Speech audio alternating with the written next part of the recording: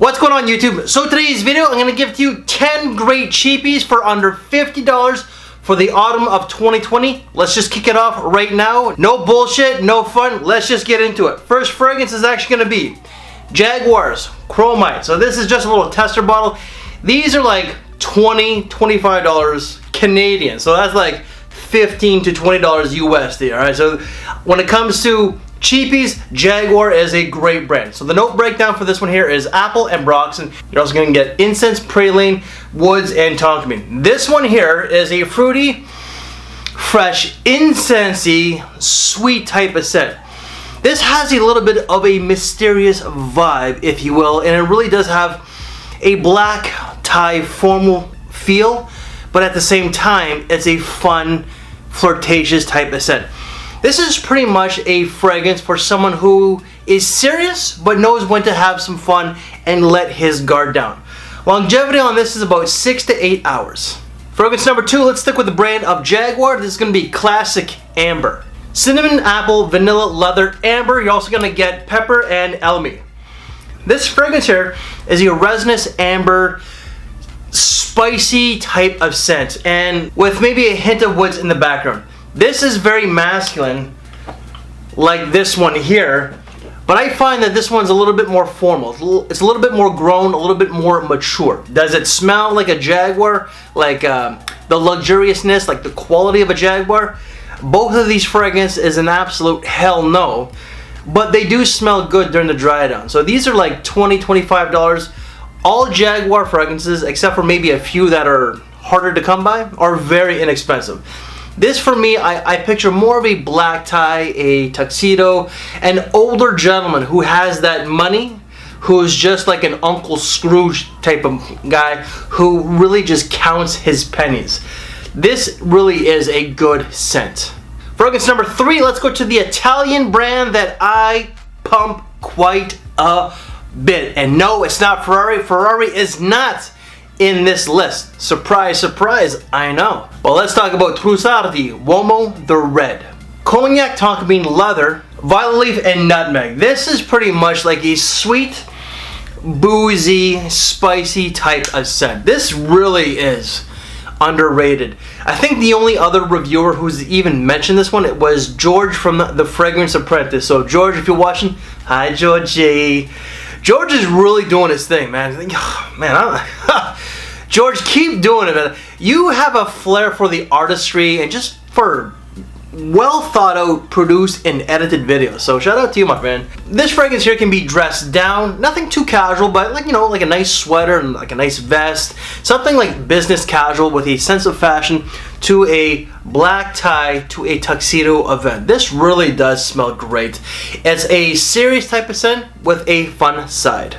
Fragrance number 4, let's go with a brand that's super economical. And this one here really is mature. It's discontinued, yet you could find these very easily available on the discounters. This is going to be Dunhill's Pursuit.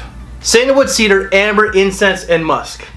This is a resinous amber. You get musk, you're going to get that incense, and also you're going to get a very woody sandalwood. This really does smell cheap, but it smells good during the dry down. Like, man, even like the Jaguars, like it's on par with the quality of this scent here. I'm not gonna lie. But the dry downs themselves smell really good. This is a very formal scent to something that's casual, but more of a business type of casual. And this really does kind of have like a bit of a mature vibe. So I'm kind of thinking like an older gentleman, someone who's like 40 and up. A 30-year-old can wear this really easily. Someone maybe 25 and younger may not really like it. I find it really does have that mature component. This is more of a serious fragrance that's really not so fun, but it really does smell good. Fragrance number 5, don't have a bottle, but it does smell good. It's more of a fun, flirty, sexy type of scent. You could dress it up in a suit and tie, but this really is like a really good going out scent. Like, don't want to say club, but this is more of a lounge, a date, a little bit of a close encounter type of fragrance. And number 5 is going to be Calvin Klein Euphoria Intense. Note breakdown: amber, oud, pepper, myrrh, basil, and ginger. This really, you definitely get that ginger. You're going to get some myrrh. You definitely get a very sweet, I don't want to say it's overly sweet, but there is a sweet maybe more of a sweet amber to this one here. This really just doesn't, this kind of got forgotten over the years. When this came out, and I believe it was like 06, maybe 07, this really got a lot of hype back in the day. Like when I came into the fragrance community back in reviewing wise 2013, it was still getting mentioned. But Calvin Klein just does release after release after release, so it's natural for some of these fragrances to get lost in the shuffle. But fragrance number 5, Calvin Klein's Euphoria Intense, is definitely one that needs to get looked into. Fragrance number 6, this brand, I'm trying to get my numbers up when it comes to the individual reviews. The original fragrance does not work for me. That came out in, like, I believe in 1992, and I like some of the 90s fragrances, don't get me wrong. But that one just did not work on me. But this one here is going to be Issey Miyake's L'Eau de Cipre pour Homme Intense. This is not my bottle, this is my friend Rush's. So I haven't really had a lot of experience with this one, but I really wanted to add this one in anyways because it doesn't get a lot of mention. But the note breakdown for this one here is cardamom, incense, yuzu, which is in a lot of different Issey Miyakes, especially the original. You're going to get lotus, papyrus, and citruses here. This one is a more intense version than the original. And, oh, got some of that in my eye. Oh, jeez. Okay, anyways, let's continue. It's definitely a very more intense version than the original. I'm not a fan of it, but it's still a good quality scent, especially for what you're paying for. This is just one, this doesn't work on my skin, but this is a great fall and winter scent. I think that this one's a little bit more serious than the original. The original is more of a spring summer type of scent. This is fall and winter, and I find that with the original it's a little bit more casual, it's a little bit more laid back. That could be worn to the office, but I find that this one here does have a little bit more of a semi-formal vibe, and this one could be actually worn at night as well.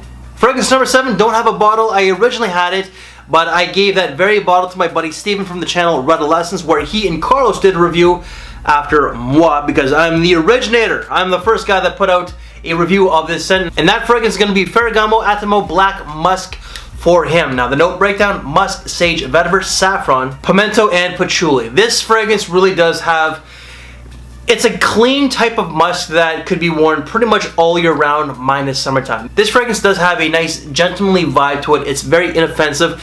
You do get the musk, you do get the vetiver, you also get some of the spices as well.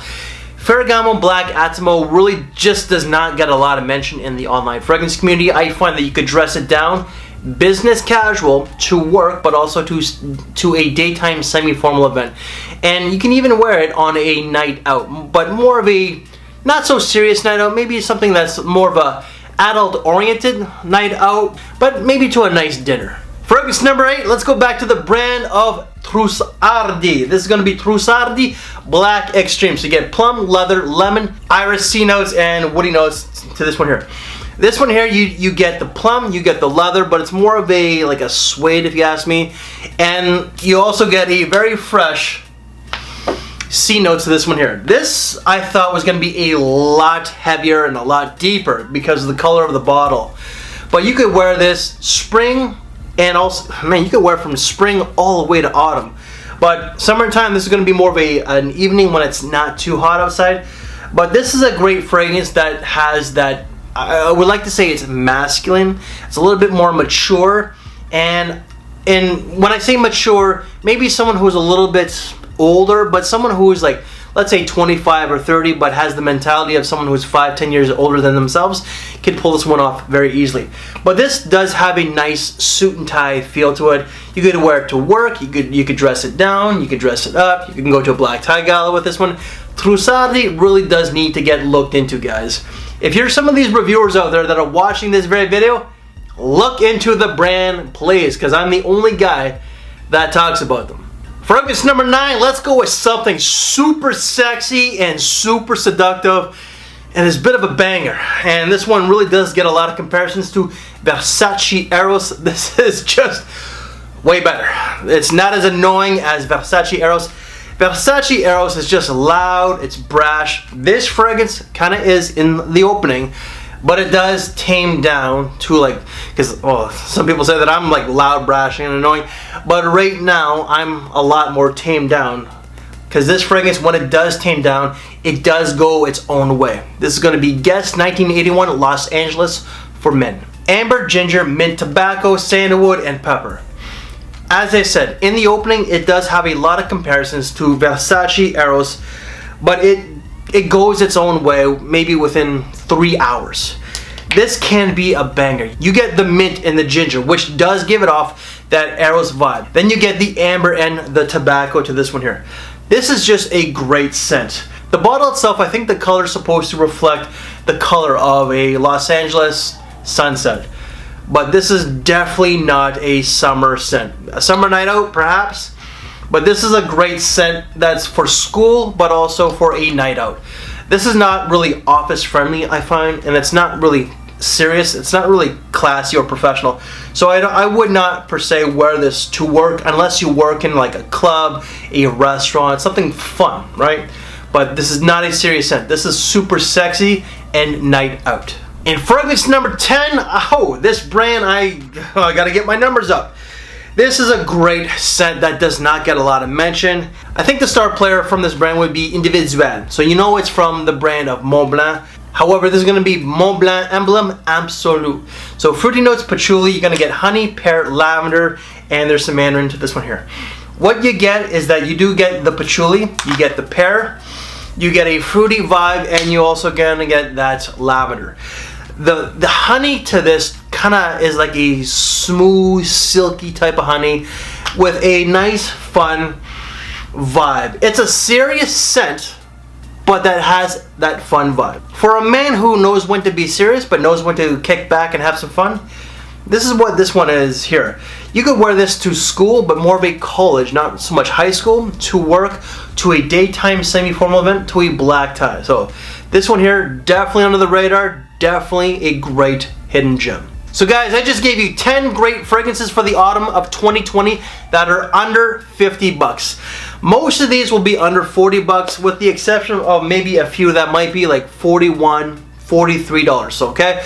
But these are all gonna be under 50 bucks, and yeah. So any reviews that I've done, they will be down in the description below. So if you like this very video, make sure to give it a big thumbs up, share the video, subscribe if you haven't, hit that notification bell. Guys, thank you for your time, take care, and I will see you later. Time for some lunch. You know, hey, I'm hungry, that's why I was talking so fast. Guys, thanks for watching.